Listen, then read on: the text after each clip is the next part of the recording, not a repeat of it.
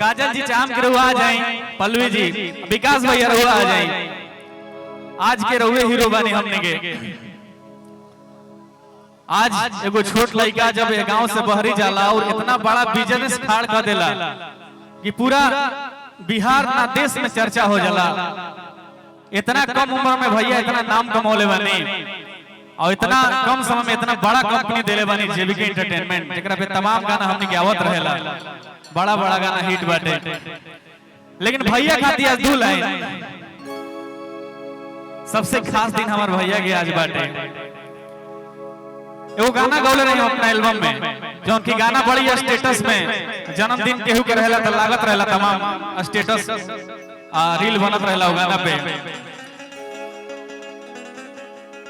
कि धन बाड़ी जन्म जवन देली तोहके मैया हो, कि धन बाड़ी जन्म जवन देली तोहके मैया हो, हमारो तरफ से जन्म दिन के बधाइया हो।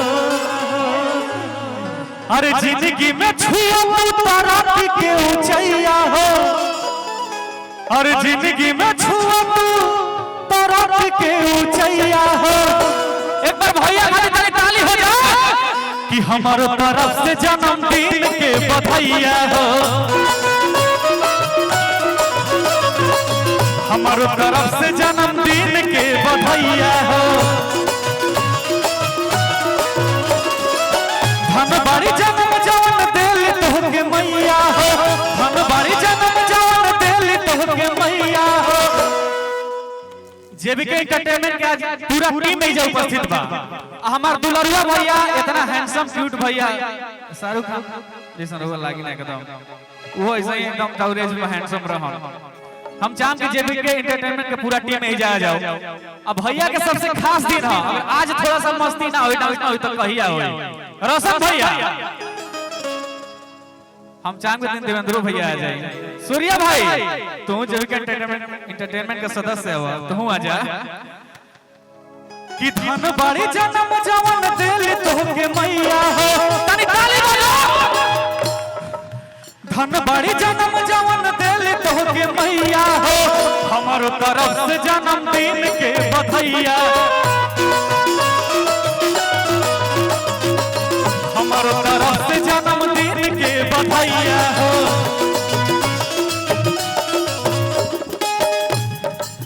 जिंदगी में क्या बात है,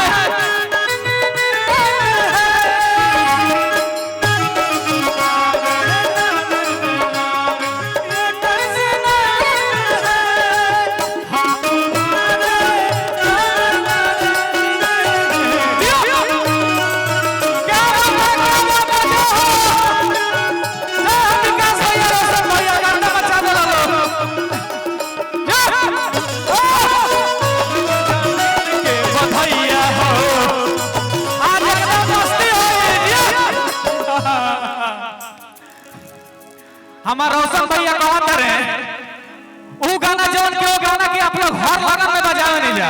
आज वो गाना के 500 मिलियन कर देले बने जा। काजल जी एजे बाड़ी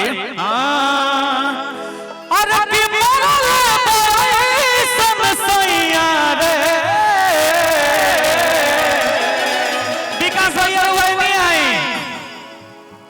पता ना कितना दवाई चलत है दादा। हर लगन में गीत आप लोग प्यार देने जाए गाना के। अरे कि मरले समसैया रे, अरे तो पटना से चलाता दवाइया रे, पटना से चलाता दवाइया रे। अरे की भइल बकरक तोरी हैया रे एकरा बाद एकदम चलिए एक बार ताली हाथ उठा के ताली बजाओ भैया कैसे अरे पटना से चलता दवहिया रे पटना से चलता दवहिया रे कि मरल गई सन सैया रे मरल गई सन सैया रे पटना से चलता दवहिया रे पटना से चलता दवहिया रे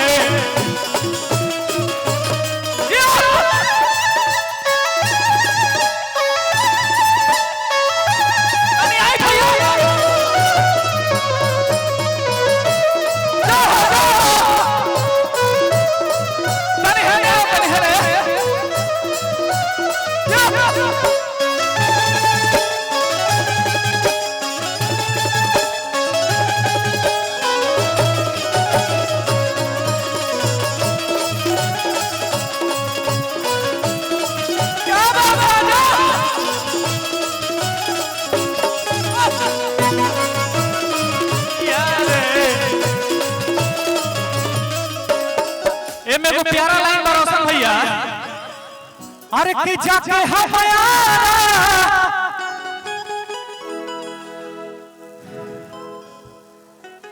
बाकी विकास भैया के वाइफ बड़ी मानती हैं रोशन भैया के लेकिन फिर भी कहती है को खीस भर जाला तो मरद पे अरे की जाके हमारा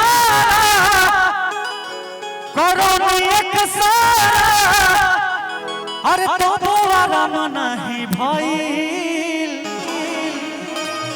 कि रोज रोज सुई लगा ले से कमरिया अरे लगो तो करे के होई गइल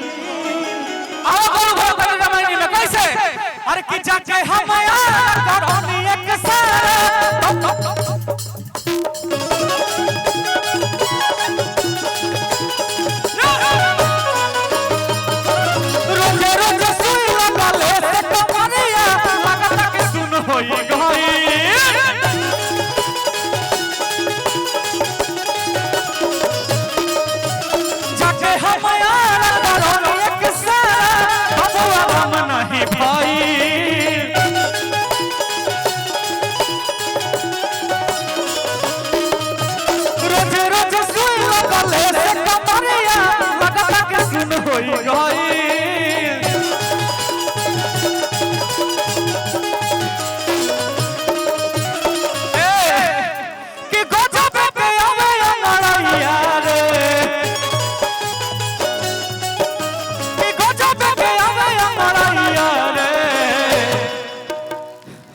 एक बार तो के हाला करो सब जोर से कैसे अरे तो पटना से चलता दादा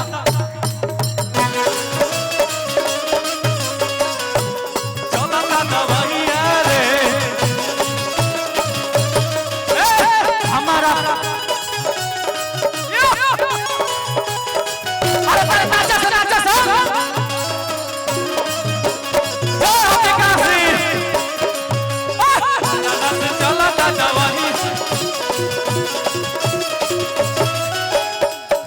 हमार विकास यादव जी म्यूजिक डायरेक्टर बानी।